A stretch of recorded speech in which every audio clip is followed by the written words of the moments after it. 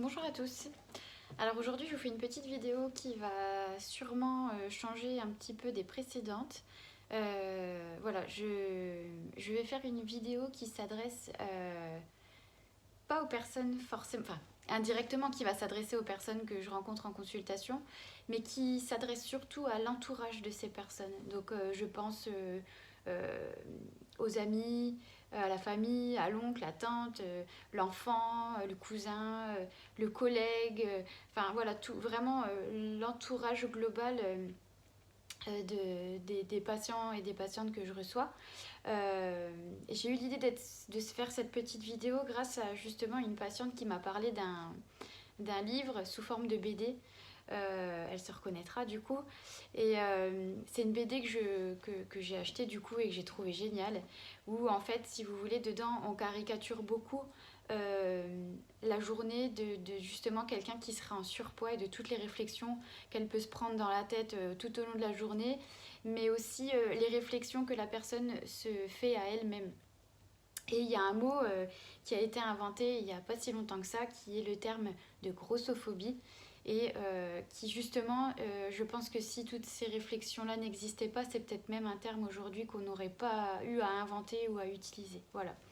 Donc en fait, je vais vous parler de la petite BD que je vais vous montrer tout de suite parce que si elle vous intéresse, eh ben, je vous invite vivement à l'acheter et à la lire. Et là, pour le coup, elle s'adresse vraiment à tout le monde parce que ça permet de franchement prendre du recul par rapport à certains comportements, euh, que ce soit votre comportement ou celui des autres. Et je pense que ça va permettre à certaines personnes aussi de comprendre beaucoup de choses par rapport à leurs problèmes de poids. Donc la BD, c'est ça s'appelle À volonté. Euh, je pense que vous pouvez la trouver en librairie puisque la personne qui me l'a proposée, elle l'a trouvée à Langres en librairie. Voilà, donc c'est marqué à volonté, tu t'es vu quand tu manges. Et donc c'est Mademoiselle Caroline et Matou. Et en fait la BD elle est faite sur deux personnages, deux amis qui sont toutes les deux en surpoids, ou en tout cas qui ont toujours eu des problèmes de poids. Et en fait, sur la BD, on a plein de mises en situation. Elles vont au restaurant, elles croisent une collègue, etc. Et on reprend un peu, c'est ce que je vous disais, toutes les réflexions qu'elles peuvent s'infliger à elles-mêmes et aussi les réflexions qu'elles entendent de leurs amis, de leur famille, de leurs collègues. Et malheureusement, c'est quelque chose que j'entends beaucoup aussi en consultation. Alors je vais vous donner quelques exemples et puis ces exemples-là, ils vont sûrement vous parler. Donc le premier exemple que j'ai pris qui est tiré du livre, c'est finalement tu manges pas tant que ça, comment ça se fait? Alors ça je pense que vous avez dû l'entendre maintes et maintes fois.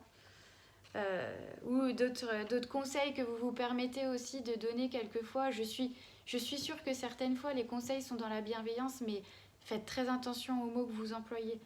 Tu aurais plus confiance en toi si tu perdais quelques kilos, non? Euh, et puis, le jour où vous décidez enfin de vous prendre en main, entre guillemets, on vous dit bah, c'est bien, tu te reprends en main, on est fiers de toi. Comme si vous aviez besoin que les personnes qui vous entourent soient fières de vous. Quand vous faites une démarche, vous la faites pour vous, pas pour les autres. C'est sympa, hein, c'est pareil, je pense que ces réflexions-là sont quand même dans la bienveillance, mais ça peut quand même avoir un certain impact psychologique. Et justement, je voulais mettre en lumière avec cette vidéo l'importance des mots employés par l'entourage pour la personne qui a décidé justement de suivre un rééquilibrage alimentaire ou autre. Et puis, j'ai ressorti aussi comme phrase, donc il y a des personnes qui vous poussent à faire un suivi en vous disant que ce serait mieux pour vous, etc. Et puis, euh, quand vous avez abandonné, parce que bien souvent, en plus, vous partez sur des régimes qui sont hyper restrictifs et qui ne sont pas tenables sur le long terme, on vous dit aussi, de toute façon, t'as aucune volonté, ma pauvre fille. Donc vous voyez, c'est tout plein de réflexions comme ça. Il y a aussi la famille. Moi, je l'entends beaucoup avec les personnes qui sont en suivi, et ça, c'est beaucoup des réflexions de la famille. En général, on a le mari qui pousse la femme à le faire, toujours dans la bienveillance, parce qu'il sait que le fait voilà, d'avoir un suivi, ça pourra lui faire du bien. Enfin, en tout cas, c'est ce que lui y pense, mais peut-être que sa femme, elle n'était pas d'accord avec ça. Mais bon, pour lui faire plaisir, elle décide de prendre rendez-vous. Et puis, donc, je prends l'exemple de moi en suivi. Je vous dis toujours, voilà, on supprimera rien, c'est pas le but du suivi. Moins vous serez frustré et mieux ça se passera. Et des fois vous rentrez à la maison puis vous mangez un carré de chocolat toujours en pensant à moi qui vous ai dit si ça vous fait envie prenez-le, ne refoulez pas vos envies. Et puis il y a toujours le mari qui arrive derrière puis qui vous dit t'as le droit de manger ça? Bah dis donc ta diète elle va pas être contente hein. Donc s'il vous plaît, que ce soit le mari, les enfants, les cousins, les tantes, les collègues, les amis, c'est le genre de phrase qu'on n'a pas envie d'entendre. Si chacun pouvait se mêler de sa propre vie et laisser les gens tranquilles, je pense que la plupart des suivis se passeraient très très bien. Et je sais, je ne veux pas être médisante, je pense qu'en plus pour certains vous le faites vraiment dans la bienveillance, mais ayez conscience de l'impact psychologique que ça a sur la personne à qui vous dites ces mots-là. Et le poids des mots, il est hyper important dans un suivi. Et ça peut quelquefois engendrer encore plus de choses négatives plutôt que de choses positives. Limite, vous, peut-être que vous ne le percevez pas comme ça, mais quelquefois vous enfoncez plus la personne plutôt que d'essayer de la relever. Donc quand quelqu'un de votre entourage, un ami, un collègue, peu importe, décide de se prendre en main, d'aller voir quelqu'un pour l'aider à perdre du poids, à aller mieux dans sa tête, etc., ne soyez pas dans le jugement.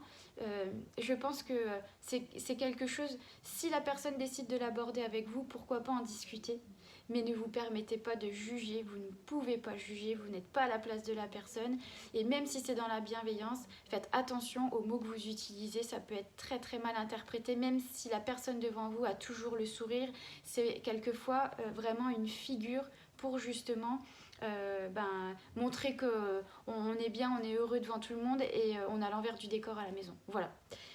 J'espère que cette petite vidéo vous fera prendre conscience de beaucoup de choses. Je vous souhaite une bonne journée et je vous dis à bientôt.